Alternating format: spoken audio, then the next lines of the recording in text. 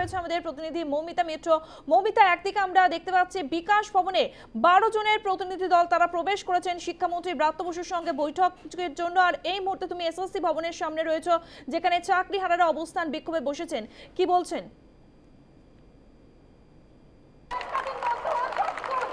দেখো, একেবারে 12 জনের প্রতিনিধি দল তারা ইতিমধ্যেই বিকাশ ভবনে গিয়েছেন, শিক্ষামন্ত্রী ব্রাত্য বসুর সঙ্গে বৈঠক করবেন তারা, এবং স্বাভাবিকভাবেই আজকের এই বৈঠকের দিকে সেখান থেকে কোনো আশানুরূপ কোনো বার্তা পাওয়া যায় কিনা সেই দিকে কিন্তু তাকিয়ে রয়েছেন চাকরিহারারা। আমরা দেখলাম যে প্রথমে করুণাময়ী মোড় থেকে মিছিল করে এসে এসএসসি ভবন পর্যন্ত আসেন কয়েক হাজার যারা চাকরিহারা শিক্ষক শিক্ষিকারা রয়েছেন, এবং কয়েক ঘন্টা ধরেই আমরা দেখছি যে তারা রীতিমতো রাস্তায় বসে পড়ে এখানে বিক্ষোভ দেখা, তারা ধর্ণা অবস্থান করছেন, শান্তিপূর্ণ অবস্থান করছেন, এবং মূলত তারা যে দাবিটা তুলছেন সেটা হচ্ছে মিরর ইমেজ প্রকাশে আনতে হবে। তার কারণ মিরর ইমেজ থেকেই একেবারেই যোগ্য এবং অযোগ্যদের পৃথক করা সম্ভব। এবং এই মুহূর্তে দেখতে পাচ্ছ যে স্লোগান শাউটিং চলছে, এখানে বিভিন্ন বক্তব্য সেগুলো কিন্তু উঠে আসছে, এবং যেরকমভাবে যে ছবিটা কিছুক্ষণ আগেও দেখাচ্ছিলাম যে তারা রাস্তায় বসে এখানে অবস্থান করছেন, সেই ছবিটার কিন্তু কোনো বদল হয়নি, এবং প্রয়োজন হলে অনির্দিষ্টকালের জন্য রাতভর তারা এখানে ধর্ণা অবস্থান করবেন। সেই রকম মানসিক দৃঢ়তা নিয়েই তারা কিন্তু এখানে রয়েছে, সেই মানসিক প্রস্তুতি নিয়েই তারা এসেছেন যে একেবারেই এসএসসি ভবনের চেয়ারম্যান বা এসএসসি দফতরের কাছে তারা সেই চাপ বাড়াতে চাইছেন যে কোথাও গিয়ে যাতে এই মিরর ইমেজকে প্রকাশ্যে আনা হয়, সেই দাবি কিন্তু বারবার করে তোলা হচ্ছে।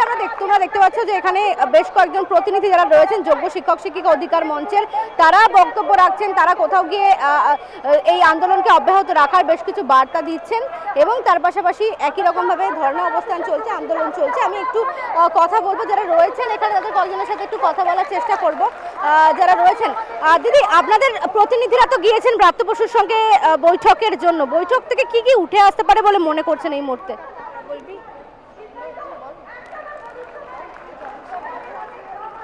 একটা ইতিবাচক দিক আশা রাখছি, সেটা হচ্ছে মিরর ওএমআর ইমেজটা যদি প্রকাশ হয় তাহলে এখান থেকেই যোগ্য অযোগ্য বোঝা যাবে, এবং এই তালিকা দেখেই পুনরায় আইনানুগ পথে এদের আবার পুনর্বহাল করা যাবে, এই আশা আমরা রাখি। এর আগে কসবা ডিআই অফিসে আপনারা যে বিক্ষোভ করেছিলেন, তারপরে ব্রাত্য বসু বলেছিলেন যে ধৈর্য রাখার কথা বলেছিলেন, এবং এখনই কেন আপনারা আন্দোলনের পথে হাঁটলেন সেই কথাও তিনি বলেছিলেন। তো সেই জায়গায় দাঁড়িয়ে কি মনে হয় যে আপনাদের যে কারণে প্যানেল বাতিল করা হয়েছে বা যে কারণে আজকে আপনাদের এই পরিস্থিতিতে এসে দাঁড়াতে হলো, সেখানে শিক্ষামন্ত্রীর তরফ থেকে কতটা আপনারা আশা করছেন সহযোগিতা? আগে নিজের পরিচয়টা একটু ক্লিয়ার করি, সেটা হচ্ছে আমি 2006-এর নিয়োগে আমার চাকরি হারাইনি, কিন্তু আমার স্কুলের সহকর্মী, আমার পাশের স্কুল, আমার ভাই বোন তাদের চাকরি গেছে, এবং যোগ্য যারা আমি তাদের জন্য আজকে এখানে এসে বসেছি। এবং মন্ত্রীমশাই যে আশ্বাস দিচ্ছেন সেটা হয়তো শুনতে ভালো লাগছে, কিন্তু কত দূর বাস্তবসম্মত এটা আমাদেরকে ভাবতে বাধ্য করছে। তার কারণ এই যে যোগ্য প্রার্থীরা যারা খেটে পড়াশুনো করে পরীক্ষা দিয়ে যোগ্যতার প্রমাণ দিয়ে তারা চাকরি পেল, তারা আজকে মুড়ি মুড়কির মতো সব এক দলে পড়ে গেল। এবং এখানে মানে যোগ্যরা তার শুধু যে বেতন, চাকরি হারালেন বেতন পাবেন কি পাবেন না তার থেকেও বড় কথা, তার সমাজে তার সম্মান বলে কিছু থাকলো না, এটা আমরা চাই না। এবং মন্ত্রীমশাই আশ্বাস দিচ্ছেন, ঠিক আছে, আমরা যতক্ষণ না প্রকৃত স্বচ্ছ আমাদের বিচার বুদ্ধিতে যতটা আসছে, যতক্ষণ না আমরা পারছি, আমরা ততক্ষণ কারো আশ্বাস বাণীতেই শান্ত থাকতে পারছি না। আপনাদের একটু কথা বলবো, আপনারা কি কারণে আন্দোলনের রাস্তায় হাঁটলেন, মানে সুপ্রিম কোর্টের এই শুনানির পরে বা প্যানেল বাতিলের ঘোষণার পরে? কারণ আমরা সেভাবে আশ্বস্ত হতে পারছি না, আদৌ আমাদের চাকরিটা কতটা এখনো পর্যন্ত থাকবে সেটা আন্দোলন না করলে বোঝা যাচ্ছে না। কারণ অনেকেই আশ্বাস দিচ্ছেন, কিন্তু তার কোনো বাস্তব কিছু আমরা দেখতে পাচ্ছি না আর কি, মানে সেই জন্যই আমরা আন্দোলনটাকে একমাত্র পথ মনে করছি। দেখো, বক্তব্য বেশ কয়েকটা বক্তব্য তারা রাখছেন, সেখানে অবশ্যই মিরর ইমেজ প্রকাশের দাবি যেমন থাকছে, তার পাশাপাশি চাকরি বহাল রাখার জন্য আন্দোলন অব্যাহত রাখা, এবং কোথাও গিয়ে শিক্ষামন্ত্রীর সঙ্গে বৈঠক, এসএসসি ভবনের কাছে তারা বারবার করে দাবি করছেন যে মিরর ইমেজ প্রকাশ করা হোক।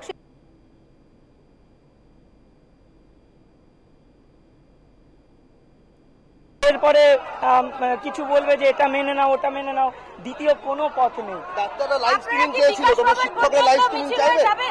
তোমরা বৈঠকে লাইভ স্ট্রিমিং চাইবে? মিছিল নয়, আমরা প্রতিনিধিরাই যাব, এখন দেখা যাক। পেছনে কিছুজন আসছে অবশ্যই, আমরা যাই। আমরা বৈঠকে লাইভ স্ট্রিমিং চাইবে? দেখুন, আমাদের তো অবশ্যই এটা তো আমরা চাইও যে একটা বৈঠক লাইভ স্ট্রিমিং, কেন এই বৈঠকটা যদি নেতাজি ইন্ডোরেই ওই দিন হতো বা অন্য একদিন হতো আমাদেরও কি অসুবিধা, কিন্তু নিশ্চয়ই কোনো প্রোটোকল আছে বা কিছু আছে, আমি জানি না, এটা তারাই জানবেন। তারা এইভাবে ডেকেছেন যখন, তারা বলুক। আমরা নিশ্চয়ই এই দাবিটা রাখবো যে আপনারা এই মিটিংটা যে করছেন এটা তাহলে সর্বসমক্ষে সবার সামনেই করুন। লাইভ স্ট্রিমিং এর দাবি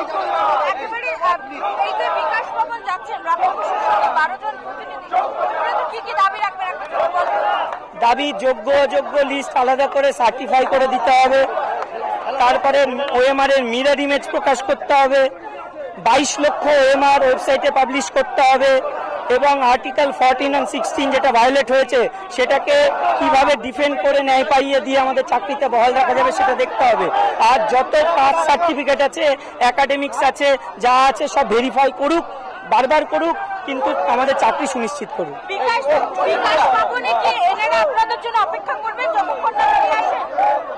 ওনারা হ্যাঁ, আমাদের এখানে অবস্থান উঠছে না আপাতত।